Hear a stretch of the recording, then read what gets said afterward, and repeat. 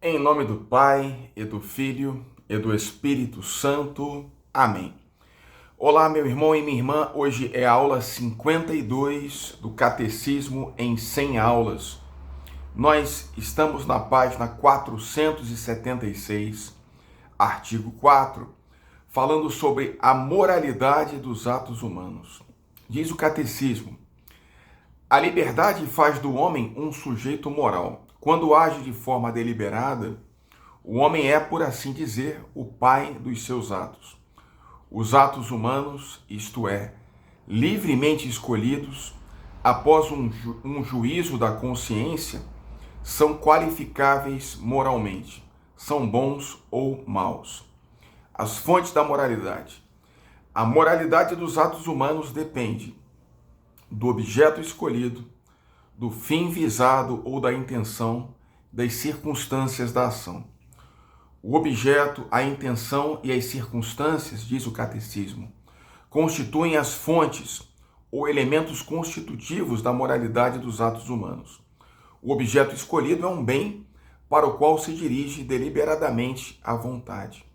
É a matéria de um ato humano. O objeto escolhido especifica moralmente o ato de querer, conforme razão o reconheça e julgue estar de acordo ou não com o bem verdadeiro. As regras objetivas da moralidade enunciam a ordem racional do bem e do mal atestada pela consciência. É a meta do bem que se espera da ação praticada. Não se limita à direção de nossas ações singulares, mas pode orientar para o mesmo objetivo ações múltiplas. Pode orientar toda a vida para um fim último. Por exemplo, um serviço prestado tem por fim ajudar o próximo, mas pode também ser inspirado pelo amor a Deus, fim último de todas as nossas ações. Uma mesma ação também pode ser inspirada por intenções diversas, por exemplo, prestar um serviço para obter um favor ou para vangloriar-se. Uma intenção boa, por exemplo, ajudar o próximo, não torna bom nem justo um comportamento desordenado em si mesmo, como a mentira e a maledicência. O fim, diz o Catecismo, não justifica os meios. Assim, não se pode justificar a condenação de um inocente como meio legítimo de salvar o povo. Ao contrário, acrescentada como uma intenção má, por exemplo, a vanglória, o ato em si bom, como a esmola, torna-se mau. As circunstâncias, incluídas as consequências, são os elementos secundários de um ato moral. Contribuem para agravar ou diminuir a bondade ou a maldade moral dos atos humanos. Por exemplo, o montante de um furto. Podem também atenuar ou aumentar a responsabilidade do agente, agir, por exemplo, por temor da morte. As circunstâncias não podem por si modificar a qualidade moral dos próprios atos. Não podem tornar boa ou justa uma ação má em si. O ato moralmente bom, diz o Catecismo, supõe a bondade do objeto, da finalidade e das circunstâncias. Uma finalidade má corrompe a ação, mesmo que seu objeto seja bom em si. Por exemplo, rezar e jejuar para ser visto pelos homens. O objeto da escolha por si só pode viciar o conjunto de determinado agir.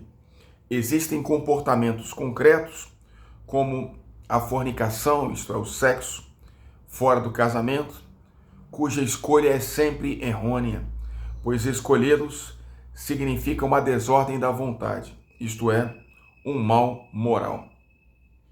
É errado, pois, julgar a moralidade dos atos humanos considerando só a intenção que os inspira ou as circunstâncias, meio ambiente, pressão social, constrangimento, necessidade de agir, etc., que compõem o quadro. Existem atos que por si mesmo e em si mesmos, independentemente das circunstâncias e intenções, são sempre gravemente ilícitos, em virtude do seu objeto. Por exemplo, a blasfêmia e o perjúrio, o homicídio e o adultério. Não é permitido praticar um mal para que dele resulte um bem. Em resumo, diz o catecismo, o objetivo, a intenção e as circunstâncias constituem as três fontes da moralidade dos atos humanos. O objeto escolhido especifica moralmente o ato do querer, conforme a razão o reconheça e julgue bom ou mal. Não se pode justificar uma ação má, embora feita com boa intenção. O fim não justifica os meios. O ato moralmente bom supõe ao mesmo tempo a bondade do objeto, da finalidade e das circunstâncias. Existem comportamentos concretos cuja escolha é sempre errônea, porque escolhê-lo significa uma desordem da vontade, isto é, um mal moral. Não é permitido fazer o mal para que daí resulte um bem. Dito tudo isso, sempre se deve fazer uma análise de cada ato, de cada situação, porque até mesmo uma situação como o homicídio, como matar alguém, deve ser analisada no seu contexto.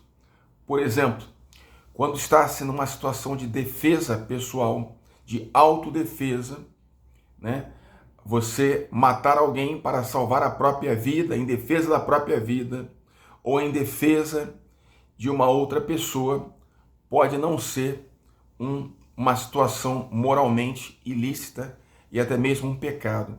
Por exemplo, quando se está numa guerra em defesa da pátria, em defesa do país, se um soldado vem a matar um inimigo agressor sem ódio, como ensina Santo Tomás de Aquino, não se pode classificar isso como um pecado, nem mesmo como homicídio.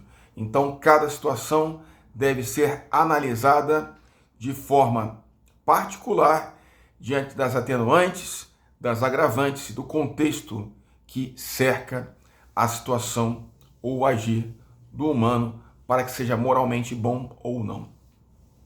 Pela intercessão da Virgem Maria, abençoe-vos o Deus Todo-Poderoso, Pai e Filho e Espírito Santo. Amém.